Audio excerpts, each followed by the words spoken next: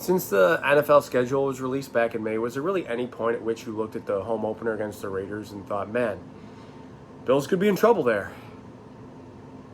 No chance. There's no chance you thought that. You could tell me that you did, and I'm going to call BS. I think just about every fan thought that the Week 2 home opener against the Raiders was just pretty much a slam dunk. Might even be a blowout win. You'd be correct. It was a blowout win. Not that we were looking past the Week 1 opener against the Jets. That was obviously the focus. It was Monday Night Football. It was Aaron Rodgers. But the Week 2 home opener against the Raiders, I mean,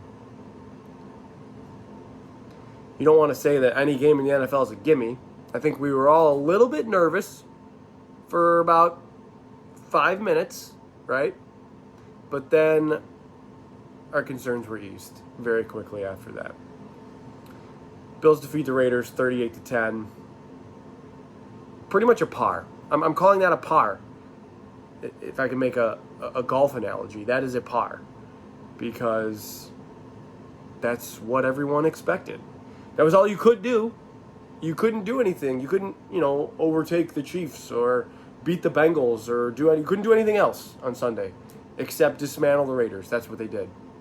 So you can't be upset about that. I suppose my take from the game, maybe I'm getting ahead of myself here, but my overall take from the game isn't much other than the Bills could play like that. If Josh Allen wants to play the way he played on Sunday, and that is, just to read a stat line here, 31 of 37 for 274 yards, 3 touchdowns. It was a lot of short throws, taking the underneath, nothing really too far downfield.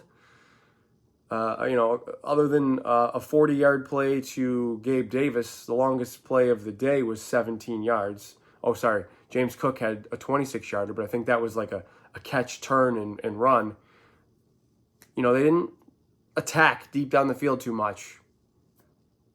If Josh Allen wants to play that way, if the Bills want to play that way, mistake-free football, take the easy stuff, they could probably blow out over 2/3 of the league. Maybe 75%, maybe 80% of the league. There's only a handful of teams that they probably can't blow out that way because they are good enough. They have the horses on offense. They're good enough on defense. They don't make really crucial errors. That sounds obvious. If you don't make crucial errors, you're going to be in the game, of course. But the Bills have enough talent to where if they're not making any mistakes, you're just not going to beat them. So, is that going to get you to the Super Bowl? Probably not. You're going to probably have to do something spectacular. Who does that type of play work for the best? I would say the mid to upper average quarterbacks. I'm trying to come up with a good example right now, like Kirk Cousins. Is Kirk Cousins ever going to win the Super Bowl? I don't know, maybe under extremely ideal circumstances. But he lacks that awesomeness. If that's a word. He lacks that extra, that little bit of extra to make him extraordinary. That's all it is. The Burrow, the Hurts, the Mahomes, the Allen, that extra type of dynamic that you bring to the game that puts you over the top. Like I said, I think we were all nervous for about 5 minutes. I've talked about this on here before. The Bills love to just, I don't know. I don't have any cover one, all 22. This is just a feeling I have from watching the games. They come out all the time on defense in the first possession, and they just seem like they're playing this base, no calls, no nothing exotic, just line up and see what they do. And the Raiders march right down the field with reverses and screens, throwing it to the running back. Come on. And boom, it's 7-0. Bills get the ball back, they go 3 and out. Punt it back to the Raiders, and we're thinking, hello? Snap out of it, please. Thank you. Terrell Bernard gets the interception. The Bills never look back. It was pretty obvious, certainly by halftime, that it felt like the Bills were made. I was just like, I hope they come out in the third quarter. They're getting the ball first, and they put up a touchdown. They do the double dip and make this pretty much put this out of reach. And that's exactly what they did. They had a 15-play drive to start the third quarter. They took up 9 minutes. Conversely, the Raiders ran 13 plays in the entire second half. The Bills dominated the game, almost start to finish. For 55 of 60 minutes, the Bills completely dominated. After their first punt, they didn't punt again. The only thing that stopped them was themselves. Turnover on downs. They scored on every other possession. And the Raiders are pretty much as hopeless as we thought they were. Jimmy Garoppolo can be decent for you. You might win 6 or 7 games. I don't know. Their ceiling is super limited. And the Bills just are really not a good matchup for them. Bills aren't a good matchup for many teams, but certainly not a team that wants to play the way that they do. They want to run the football, take easy throws, stuff like that. I know I just talked about the Bills doing that. The Bills are much more talented than the Raiders are. Look at Josh Jacobs, defending rushing champion, 9 carries for -2 yards. He has more yards rushing for week 3 right now than he did in the entire game against the Bills. Just, I guess I don't want to waste more time really talking about them. There's better stories around the league. Like, I wouldn't even blame you if you looked at this and you thought, that doesn't make me feel any different than I did last week against the Jets, because I was still very disappointed. I wasn't expecting that. The Zach Wilson loss was something that was never really entered my mind, and then it happened. The Bills smashing the Raiders, like, that was the plan all along. So if you were still telling me, like, hey, Greg, I'm a little down still a little bit from where I was before the season started because of the Zach Wilson loss, because of, like, blowing that lead to the Jets. Like, I'd be like, okay, you could talk to me about that. I'll listen to that conversation. But like I said, they couldn't do anything except blow out the Raiders on Sunday. You can only play who the schedule allows you to. You know, they can't, like I said, like I alluded to earlier, they can't overcome the Chiefs or the Bengals or whomever. And the Bengals, kind of segue into some other stories, the Bengals might be in more trouble than, you know, a lot of people think. I mean, nobody's going to say, like, oh, the Bengals are 0-2, that's good. Nobody's going to say that, of course. But they're 0-2. They're 0-2 in a division. They're 2 games behind the Ravens, who they just lost to. So they're half the tiebreak behind the Ravens.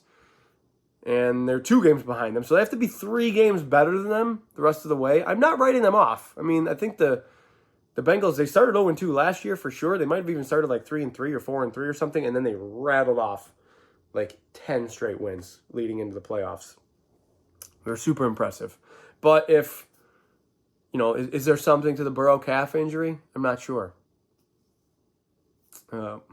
Nobody really knows other than the people in that building, I think. So that's certainly something to watch. The Chiefs haven't been great on offense. They scored 20 points in the opener against Detroit, 17 this past week against Jacksonville. I don't think Jacksonville's anybody to scuff at either. You know, the best team so far, and I think it's almost universally agreed upon, at least in the AFC, has been Miami. Have they won by a lot? No. They beat the Chargers by 2 points. They beat the Patriots by a touchdown. You know, they were up by as much as like, I believe it was 14. I think it was 17-3 at halftime. But they were never really truly made in that game. They haven't been outstanding by any means. The Patriots and the Broncos are both 0-2, and that's who they've beaten. But they do have the leg up right now. They're 2-0. They have the leg up on the Jets are 1-1. The Bills are 1-1. Like I said, the Patriots are 0-2. So still a lot of football to be played, of course. I don't want to get ahead of myself and look at the Miami matchup in Week 4 just yet. That is trending towards something really big, because Miami is currently the favorite. I believe they're like even money to win the division. The Bills are like plus 130 or 140, somewhere in that range. So that game will go a long way to of course, to determine the rest of the season. These next two games, actually, this Washington game and the Dolphins game, I think that the Bills only have like 4 1:00 starts left on their schedule. And the next 2 weeks are 2 of them. I think this is their only home, not this week, obviously. The Dolphins game next week is the only home 1 p.m. game until New Year's Eve against the Patriots. So if you think the Bills aren't getting respect, or well, people are writing them off because of the Jets loss and stuff. I mean, the schedule was made obviously before that. They're still like 4th in the odds for the Super Bowl. The Bills aren't really being written off by anybody. People just need silly talking points on TV. It's really the truth of it. And so do I, to be honest with you. I need talking points. I don't know if they're necessarily silly. Maybe you guys don't find them silly. That's why you come to me. Instead of, the first takes and the FS1's talk shows and whatever. Anyway, let's talk about the Commanders a little bit. I'm going to the game. Looking very forward to it. I've never been to Washington. If you're a Commanders fan watching this, I've heard the stadium is not in great shape. I'll be the judge of that. But I'm looking forward to it nevertheless, even though a tropical storm is coming through on the weekend. Like, are you kidding me? I went to Baltimore last year. Okay, I did go to LA last year as well. It was hot. But I went to Baltimore last year, rained the entire time.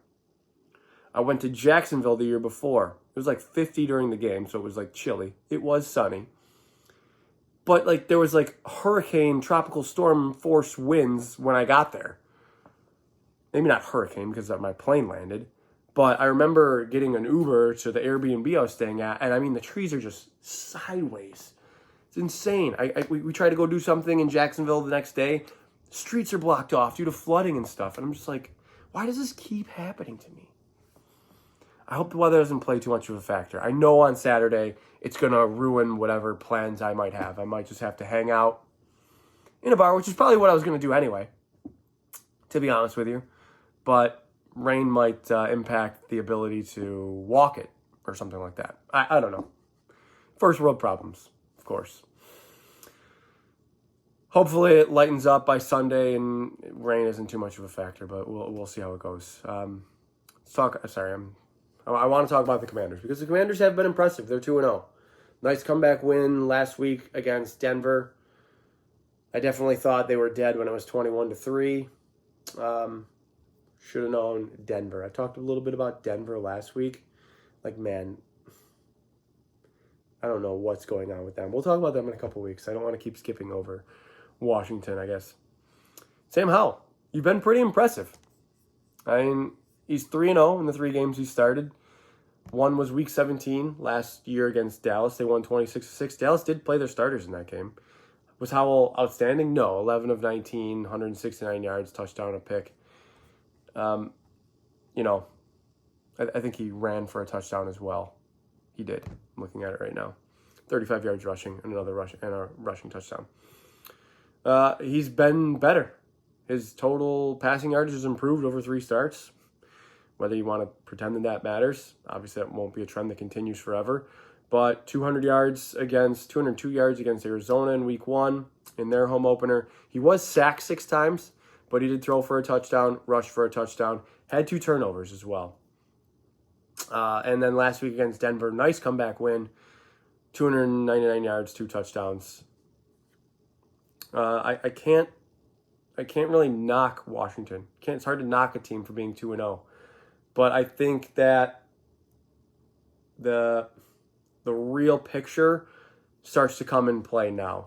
A lot of people say, like, I've heard this a lot, especially over the past couple of weeks even. Week 1 is a liar and week 2 tells the truth. Sure. But Washington's 2-0 regardless. That might be the case with the Bills. But Washington's beat Arizona and Denver, who are both 0-2. They've got my attention. I don't really know what to say other than they've got my attention. This might be the second best defensive line the Bills play all year. I think the Jets are number 1. But Daron Payne, John Allen, Montez Sweat, Chase Young. Although I have this weird memory of the Bills playing I think it was the Washington football team at the time. Taylor Heineke was the quarterback, and they beat them pretty handily at home. And Darrell Williams was the right tackle for the Bills. And all he did was just let Chase Young run around him and let Josh step up in the pocket. I mean, Chase Young was invisible the entire game. I went into that game actually concerned about him, and all Chase Young did was rush around the edge. And Darrell Williams just pushed him off to the side and was like, okay, go ahead. Josh is just going to step up and go around you. And that's exactly what happened. And the Bills won the game easily. I don't remember Josh being under a ton of pressure that game either, but I don't have the stats in front of me at this point.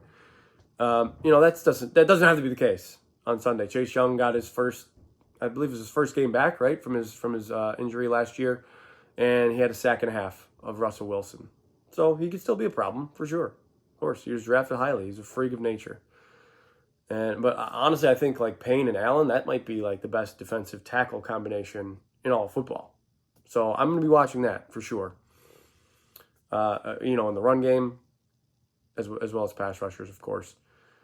Bills were pretty successful running the football last week. James Cook got over 100 yards. It did take him to the last drive of the game, and he had a 36-yard carry towards the end, where the game was obviously put away.